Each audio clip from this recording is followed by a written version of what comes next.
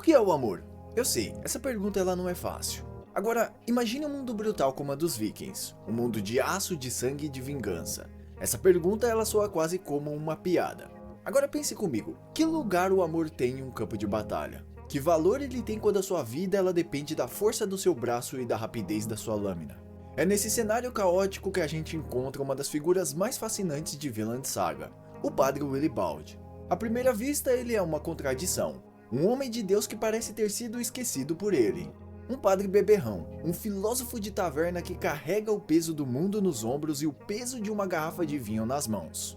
Ele cita as escrituras com a mesma facilidade que vira um copo de vinho, sempre com um olhar cínico e cansado de um mundo que se recusa a fazer sentido. Mas é exatamente esse homem, esse padre em crise com a própria fé, que vai protagonizar um dos diálogos mais poderosos de toda a obra. E o seu interlocutor não é ninguém menos que o jovem príncipe Canute, um garoto quebrado pela violência e que está prestes a questionar a própria natureza da existência. A conversa que eles têm não é sobre táticas de guerra ou sobre o direito divino dos reis. É sobre a cola que supostamente une a humanidade. É sobre o amor. E tem uma cena onde dois irmãos estão indo para o campo de batalha. Quando um dos irmãos é questionado se ele se jogaria na frente de uma espada para salvar o seu irmão, este mesmo disse que se jogaria sem hesitar, mesmo que isso custasse a sua própria vida. É um ato nobre, certo? Um ato de amor. E se no lugar deste irmão estivesse um outro guerreiro, um companheiro de armas, mas sem nenhum laço de sangue, será se esse homem ele faria o mesmo sacrifício por este homem? E ele disse que não faria o sacrifício por um homem que não seja do seu sangue. Por quê? Se o amor é um mandamento divino, e se devemos amar o próximo como a nós mesmos, por que existe essa diferença? Por que o amor por um irmão ele é muito mais forte do que o amor por um estranho? E é aqui que a mente de Willibald e a nossa ela começa a se mergulhar a fundo. Sem saber, ele está ecoando o pensamento de um dos maiores filósofos da igreja, Santo Agostinho. Para Agostinho existem dois tipos diferentes de amor. Um deles é cupiditas, o amor possessivo. É o amor por aquilo que é meu. Amamos o nosso filho, o nosso irmão, o nosso carro, os nossos amigos, porque eles são uma extensão de nós mesmos. O amor deles nos conforta e a presença deles nos valida. Salvar um irmão é de certa forma salvar uma parte de si mesmo. É um amor que, na sua raiz, ele ainda é egoísta. E o oposto disso ele chamava de caritas, que é o amor divino. É um amor puro e incondicional e que não faz distinção. É o amor de Deus, que ama o justo e o pecador da mesma forma, sem esperar nada em troca.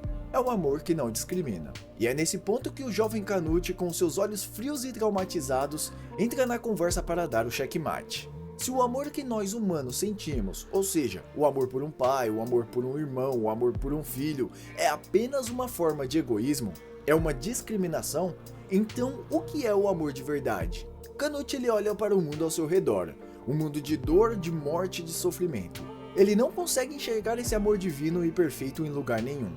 Para ele, a criação de Deus é uma falha gigantesca, é uma obra cheia de dor e crueldade. Então ele solta a frase que congela a alma de Willibald.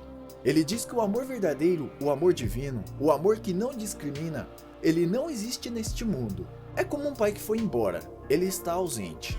Pior ainda, ele conclui que a única forma de amor que existe de verdade no mundo dos homens é a discriminação. O amor é escolher um em detrimento do outro.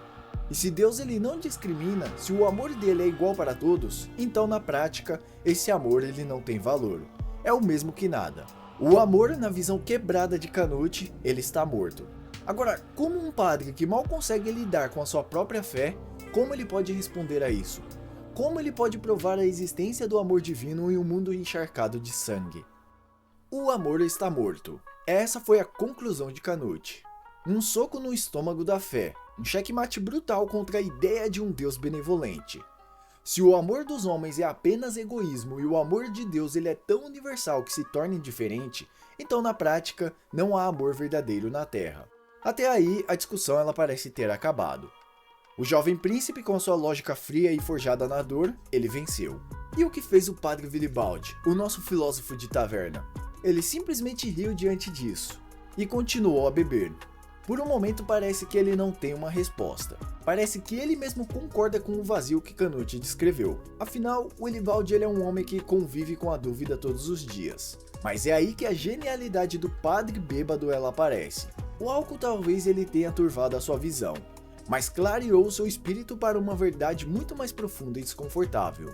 Ele não tenta refutar Canute com versículos da Bíblia ou com argumentos teológicos complexos. Ele faz algo muito mais simples. Ele aponta. Ele aponta para um cadáver ali morto, uma vítima da brutalidade daquele mesmo mundo que eles estavam discutindo. E ele diz com a certeza de um homem que encontrou uma verdade terrível no fundo de um copo de vinho: você está errado. O amor, ele não está morto. Na verdade, ele está bem ali. Nesse momento, ele aponta para o morto. Canute e todos nós espectadores ficamos confusos. Como assim? Como um corpo sem vida, o símbolo máximo da ausência e do fim, ele pode ser a representação do amor? Então, Willibald ele explica. Um homem vivo, ele sempre discrimina. Ele ama sua família mais do que os estranhos. Ele protege os seus amigos antes de proteger os seus inimigos. Ele tem desejos, ele tem medos, ele tem ambições. A vida, por sua própria natureza, é uma constante discriminação. É a Cupiditas de Santo Agostinho em sua forma mais pura. É o amor pelo que é meu. Mas e o cadáver? Um cadáver, ele não julga. Um cadáver, ele não odeia. Um cadáver, ele não escolhe favoritos. Ele se decompõe e os seus nutrientes alimentam a grama, os insetos e os vermes, sem perguntar quem eles são. Ele devolve à terra tudo aquilo que ele pegou, sem discriminação. Na morte, o corpo finalmente ele para de ser egoísta. Ele se torna uma doação completa e incondicional do universo. É uma ideia bizarra, eu sei, ela é chocante, mas faz todo o sentido. O amor divino a Caritas é o amor perfeito e não discriminatório que Canute declarou morto. Um amor que não pode ser encontrado plenamente no mundo dos vivos, porque viver é escolher. A perfeição desse amor, segundo a lógica brilhante de Willibald, ela só é alcançada na morte, quando o eu ele deixa de existir. O sacrifício de Cristo na cruz é o maior símbolo do amor cristão. Ele ganha uma nova camada de significado aqui. Foi no ato da morte, na entrega total, que o amor atingiu a sua forma mais pura. Essa revelação ela não consola Canute. Muito pelo contrário, ela quebra ele de uma forma diferente. Ele estava procurando o paraíso no lugar errado. Ele queria a perfeição do amor divino no mundo imperfeito dos homens. E Willibald mostrou a ele que a verdadeira ausência da discriminação, a verdadeira paz, ela pertencia ao reino dos mortos. E é esse pensamento que transforma Canute. Se Deus não vai criar um paraíso na terra para os vivos, então ele, Canute, o fará. Ele vai se tornar um rei tão poderoso e a sua lei será tão absoluta que ele forçará a criação de um refúgio de paz e amor neste mundo de dor, mesmo que precise se tornar um demônio para isto. No fim das contas, o padre Willibald ele não deu a Canute uma resposta fácil. Ele não ofereceu conforto. Ele entregou uma verdade brutal, nascida da sua própria crise de fé e regada a muito vinho barato. Ele mostrou que o amor humano, por definição, é imperfeito e discriminatório, e que a busca pelo amor perfeito vai nos levar inevitavelmente a encarar a nossa própria mortalidade. A conversa entre o padre e o príncipe é um lembrete poderoso de que as maiores questões da vida raramente têm respostas bonitas. Às vezes, a verdade mais profunda não está na luz da esperança, mas na sombra de um túmulo. A grande questão que fica e que Vinland Saga nos deixa refletir é: será que o amor mais puro ele só pode ser encontrado quando deixamos de ser? Ou será que podemos em vida aprender a amar um pouco menos como os vivos e um pouco mais como os mortos? Eu me chamo Igor e vocês estão no Resenha Filosófica.